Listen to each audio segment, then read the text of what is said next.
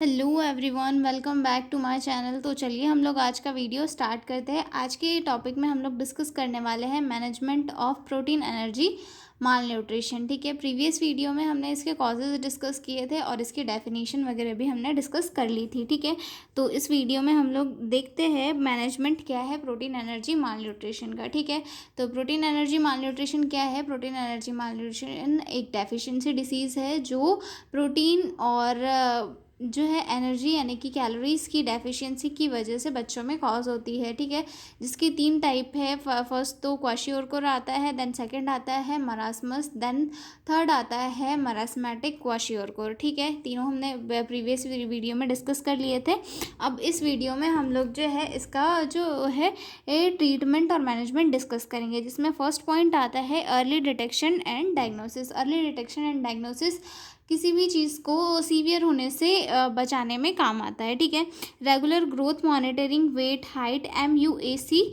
MUAC क्या है? MUAC एक mid upper arm circumference test है, जिसके थ्रू जो है बच्चों में एक टेस्ट किया जाता है, मतलब एक कलरफुल टैप के थ्रू जो है उनकी बाह को मापा जाता है कि जो है इनमें कुपोषण तो नहीं है या फिर अंडरवेट तो नहीं है बच्चा। इन सारी चीज़ों को जो है मेज़र किया जाता है। मैं आपको दिखाती हूँ, जैसे कि आप लोग इस इमेज में देख सकते हो। MUAC के थ्रू, मतलब एक टेप के थ्रू जो है बच्चे के हाथ के आर्म के सर्कमफेरेंस को मापा जाता है और इसके थ्रू बच्चों में कोई किसी चीज़ की कमी तो नहीं है या फिर बच्चे कुपोषित तो नहीं है, इन चीज़ का पता लगाया जाता है। ठीक है, ये प्रेग्नेंट वुमन के अंदर भी किया जाता है। ठीक है, प्रेग्नेंट वुमन की जो है अंदर कोई कमी वगैरह तो नहीं है, न्यूट्रिशन की कमी तो नहीं है, इन सारी चीज़ों को मेज़र करने के लिए जो है MUAC यूज़ किया जाता है। ठीक है, बच्चों की रेगुलर ग्रोथ मॉनिटरिंग, जैसे कि वेट, हाइट वगैरह मॉनिटरिंग करने से क्या होता है कि पता चलता है कि बच्चों का वेट कम तो नहीं हो रहा है एकदम से,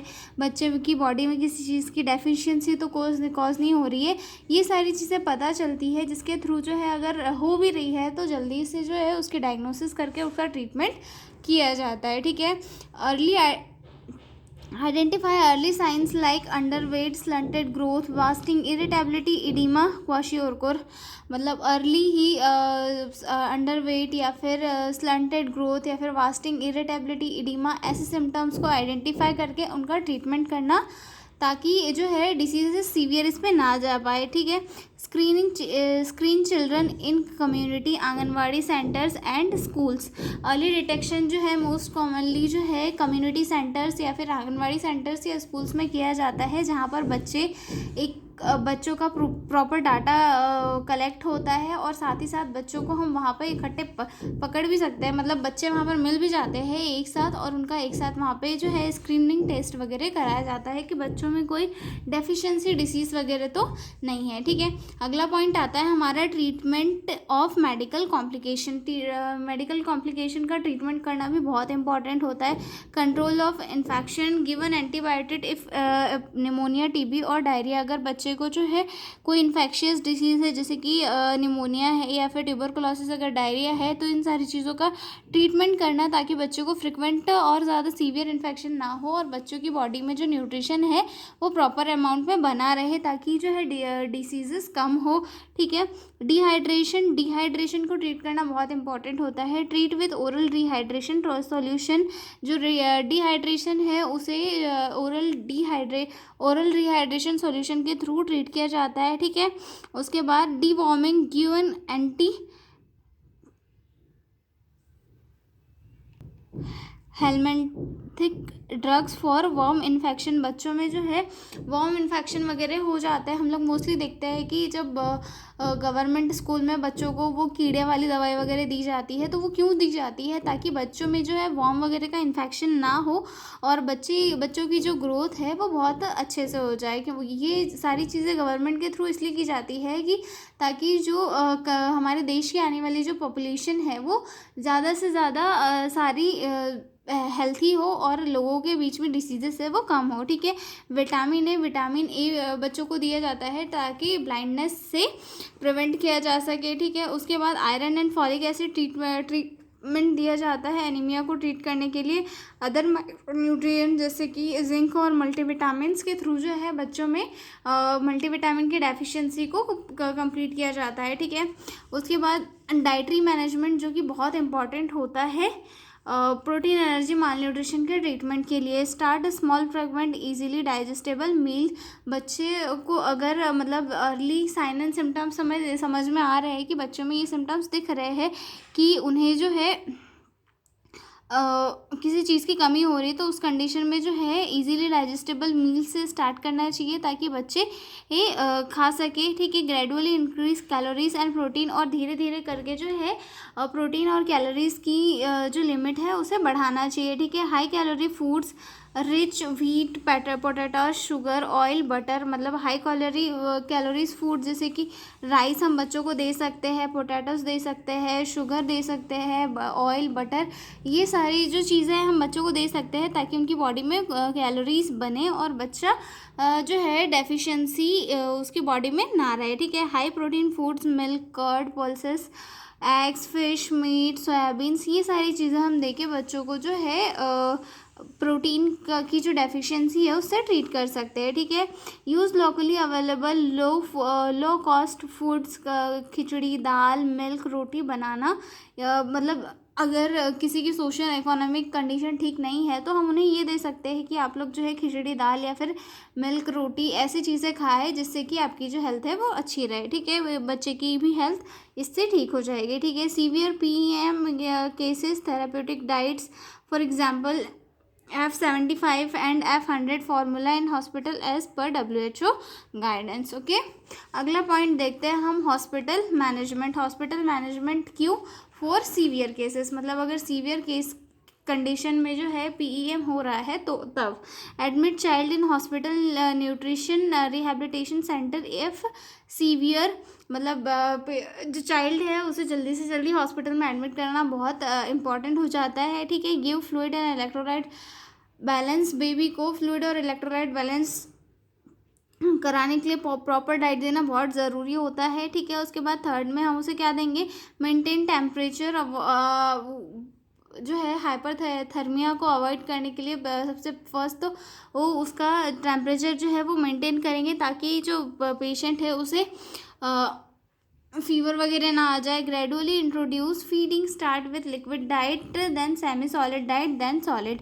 उसके बाद जब कंडीशंस थोड़े इसमें आ जाती है, कंट्रोल में आ जाती है, तो उसमें जो है धीरे धीरे जो है फीडिंग स्टार्ट कराना है हमें बेबी को। फिर पहले तो लिक्विड डाइट देनी है, उसके बाद सेमी सॉलिड और फिर सॉलिड डाइट, ठीक है। Treat shock anaemia if present, मतलब अगर उसके सिम्टम्स में शॉक या फिर एनीमिया के सिम्टम्स दिखाई दे रहे हैं तो उन्हें ट्रीट करना है, ठीक है। पेरेंट एंड फैमिली एजुकेशन बहुत इंपॉर्टेंट होता है। Teach mother about exclusive breast feeding for 6 month, mother को एजुकेशन देना है कि आप बच्चे को 6 महीने तक सिर्फ अपना ब्रेस्ट फीड करवाए ताकि बच्चा जो है अपनी ग्रोथ अच्छे से करे और उसकी बॉडी में किसी चीज़ की कमी ना हो, उसे कोई भी आउटर फूड उसे ना दे क्योंकि उसकी वजह से बच्चे को इन्फेक्शन हो सकता है या फिर बच्चे की ग्रोथ में कमी हो सकती है। Correcting weaning practices, introduce soft nutritious food after 6 month along with breast feeding, मतलब ब्रेस्ट फीडिंग जो पेरेंट्स है पेरेंट्स को वो ये बताना है कि बच्चे को क्या खिलाना है क्या पिलाना है, और बच्चा जो है 6 मंथ के बाद में ये बच्चे को ब्रेस्ट फीड के साथ हम क्या क्या दे सकते हैं, ये सारी एजुकेशन जो है हमें पेरेंट्स को देनी है, ठीक है। Importance of balance diet, parents को हमें जो बैलेंस डाइट की इम्पोर्टेंस क्या है ये भी सिखानी है कि बच्चे को बैलेंस डाइट देना कितना इम्पॉर्टेंट है ताकि उनकी ग्रोथ और डेवलपमेंट जो है अच्छे से हो सके, ठीक है। Educate about personal hygiene and sanitation to prevent infection, parents को जो है बैलेंस डाइट और सैनिटेशन के बारे में बताना भी इम्पॉर्टेंट होता है। उन्हें अच्छे से एजुकेट करना है कि आप अपने बच्चे को जो है अच्छे से हाइजीन मेंटेन रखें, उसके आसपास का एनवायरनमेंट क्लीन रखें ताकि उसे फ्रिक्वेंट इन्फेक्शन ना हो और इन्फेक्शन की वजह से उसकी कंडीशन और ज़्यादा वर्सन इसमें ना चले जाए, ठीक है। उसके बाद प्रिवेंट री ऑकरेंस, इसके लिए हम लोग क्या करेंगे, इंश्योर इम्यूनाइजेशन ऑफ चाइल्ड, बच्चे का प्रॉपर इम्यूनाइजेशन करेंगे ताकि उसे मेजल या फिर टीबी इन्फेक्शन जैसी कंडीशन ना हो, ठीक है। Encourage growth monitoring and regular health checkups, बच्चे के पेरेंट्स को एजुकेट करेंगे कि आप बच्चे की जो है प्रॉपर ग्रोथ मॉनिटरिंग कराते रहे और रेगुलरली हेल्थ चेकअप कराए, जिससे कि जो है अर्ली डायग्नोसिस हो सके अगर कोई डिसीज़ होने के चांसेस भी है तो। ठीक है। Encourage provide nutrition education to parents and community. हमें जो है पेरेंट्स और कम्युनिटी में रहने वाले जो भी लोग हैं उन्हें न्यूट्रिशन की जो इम्पोर्टेंस है वो सारे एजुकेट करना बहुत इम्पॉर्टेंट है, क्योंकि अगर कम्युनिटी में रहने वाले लोगों को अगर न्यूट्रिशन की जो जानकारी है वो अच्छे से पता चलेगी, तभी लोग जो है उसको प्रॉपरली इसमें रख पाएंगे। ठीक है। Improve family income and food security. मतलब